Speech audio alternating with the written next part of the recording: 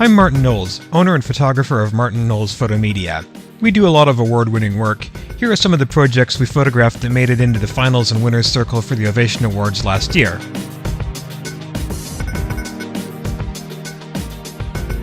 The first rule to putting together a successful submission is to find your story. Every project has one. You can't bring the judges to your project, so you have to tell the judges a good story about what your project is about and why it deserves an award. You have 3 ways to do this. First is your documentation. That's stuff like your plans, your budget info, etc. There's also your project description. You have 250 words to tell everything that's important about your project. This is a great place to talk about things that don't show well in plans and don't photograph well. Think about things like home automation, mechanical and electrical features, sustainability, heritage, basically anything behind the scenes. You want to have something here that hits all the judging criteria for the categories you enter. Are you terrified of a blank page? We're happy to recommend some local writers who all do a great job. And finally, and most importantly, are your photos. Your description is 250 words, but your photos can tell at least the proverbial 1,000 words. Your photos pretty much have to carry the heaviest weight in showing your project. For instance, we can talk all day about streamlined cabinets, central fireplaces, and clean modern design, but it doesn't really come home until we see it in a photo. But before we get to photos, you need to figure out what category or categories your project fits into, because each category has slightly different requirements, and we want to make the best photos that'll show how your project fulfills the requirements of each category. This is the list of categories for renovation projects. Your project probably has an obvious fit and a number of other less obvious fits. This is a West End loft-style condo, so it has an obvious place in the best townhouse and condominium renovation category. But we can also think a little bit outside the box. This is a loft, so we could enter it in the best kitchen and great room renovation category as well. Alternatively, we could just look at the kitchen and choose this category instead. As a project gets bigger, you have more possibilities to make an impression.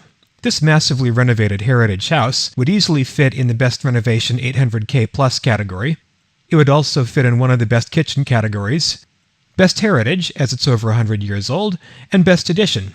We could also push this a little bit further and go for best exterior as well. The more categories you enter, the more opportunities you have to win.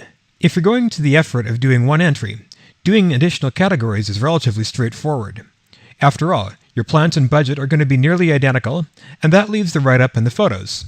If you're doing multiple categories, let your photographer and your writer know. That way, we'll know where to best concentrate our effort to cover all the requirements for all the categories you might want. We include enough photos in our packages to cover at least a category and a half, if not 2, and possibly more, because you can reuse and recrop the images across multiple categories. Once you've figured out what categories you want to enter, it's time to get organized. Make sure you nail the requirements for your categories. If you're a renovator, you need before photos. There's something to remember about before shots. They don't have to be good, they just have to tell the story and hopefully give a general idea of what happened, where, and when. The after for this one won a Georgie. We have a guideline for before shots. Before shots are permitted to suck, as long as they contribute to the story you're trying to tell about your project. In fact, it's probably better that they do suck, because it'll make your project look even more impressive. Here are some places that you might be able to find before shots. You might have some shots on your phone that'll work. If you don't, chances are your trades, your site supers, or other people associated with your project likely do. Your client may have photos as well. If your project started off soon after the place was sold, your realtor may also have some shots, or they might be able to point you to images that they have available that might just get the job done well enough. If you have before shots, make sure to show them to your photographer before or during the shoot. That way we can make the judges' lives easier by showing a similar perspective. This is a before shot. And this is an after. This is basically from the same position, and so it's very easy to see what got done and where. It's really important to start as early as you possibly can. Nobody likes to do a last-minute mad rush, and prices for writers and photographers are lower earlier in the season because timing is more flexible and we're not having to rush around and meet the same deadline for everybody. If you start early, we can also get better photos, particularly of your exteriors. If you're just a few days before the deadline, you're at the mercy of Mother Nature. As I said before, you can't bring the judges to your project, so your photos have to tell the bulk of your story and be so captivating that the judges pay attention. That's where we come in. One of the first things we'll want to know when we plan your shoot is which direction your project faces in and where particular rooms are. That allows us to choose our timing carefully to make the best use of natural light. This house faces south, so late afternoon sunlight is the best way to go for a daylight exterior. This is the same perspective, only at twilight just a few hours later. If you have exterior lights, for instance on your soffits or in your landscape, shooting at twilight or first thing in the morning is often the best way to highlight these wonderful features. The rules allow twilight exteriors as long as all relevant details are visible. In shooting and editing, we'll make sure that that's the case so you don't have to worry about it. And dusk and dawn can often be the best ways of handling less than perfect weather. Wet concrete has a wonderful look. As for interiors, modern interiors that don't rely on lighting design tend to work better in the daytime. Places with more of a heritage feel or with special lighting effects need more time and tend to work better in the evening. That's window light behind that window. We can often work around this by lighting specifically for it. It's always better to use light that Mother Nature has than to have to create our own. A few words about perspective. Keep in mind what you want to highlight. This is a good overall shot of the entire space. It shows a number of interesting features and gives you a good sense of what's going on here. If we wanted to talk in particular about the interesting millwork and how to complement the mid-century modern revival furnishings that the place is designed around, we might be better off using something a little bit closer. When you work with us, you won't have to worry about making these creative decisions. We do this sort of work all the time. What you get is a solid selection of images. Your entry usually requires 6 to 10 images, but will give you a lot more to work from so that you can choose what's going to do the best job at telling your story. This also gives you the ability to cover more than one category.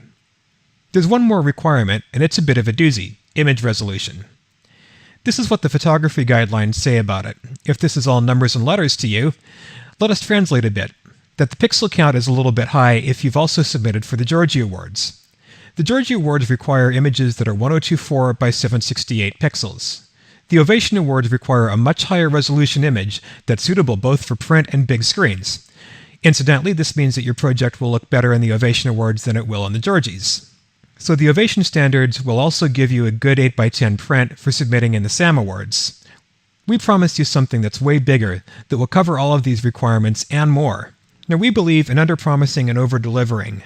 You may be asking yourself why we deliver way more image resolution than you'll actually need. 2 reasons: quality and flexibility. You get a higher quality image and more wiggle room to let you make decisions later on. So, same size image, but better. This also gives us the ability to size and crop your image as necessary. Let's take the shot at the highest resolution that we presently shoot at and see how many Ovation spec images we can pull out of it. Here's one. We're just showing the dining area here and how the space flows. Here's another one, showing off the kitchen millwork and a lot of the details. And yet again, if we rotate around, you can talk about the cool commercial range hood and the eating area. Or we can also talk about the view from the stairs and the built-in TV. Now remember, all of this is from one shot, and limiting ourselves to the Ovation specs. We can do a lot more than this. Speaking of doing a lot more, your submission is a great springboard for other awards programs. After all, remember that you can take a big image and make it smaller, but you can't take a small image and make it bigger if you want it to look good. So once you enter the Ovation Awards, you're all set for entering the SAM Awards, you're also all set for entering the Georgie Awards. If you're a bathroom or a kitchen renovator, there's also the NKBA Awards. And your interior designer might want to split the cost with you and use some images for the IDIBC Awards. And that's just a few. Once you've done one award, you're well on your way to doing more. And let's not just limit ourselves to awards. There's lots of other marketing that you can do once you have great images. A great place to start is your profile on the GVHBA page. It's good, it's free, and you already have access to it. There's also your own homepage, and House and other social media. Magazine editors always love to have photos provided to them so that they don't have to go hunting things around or photograph things themselves. Here's what you need to do. Take the first step.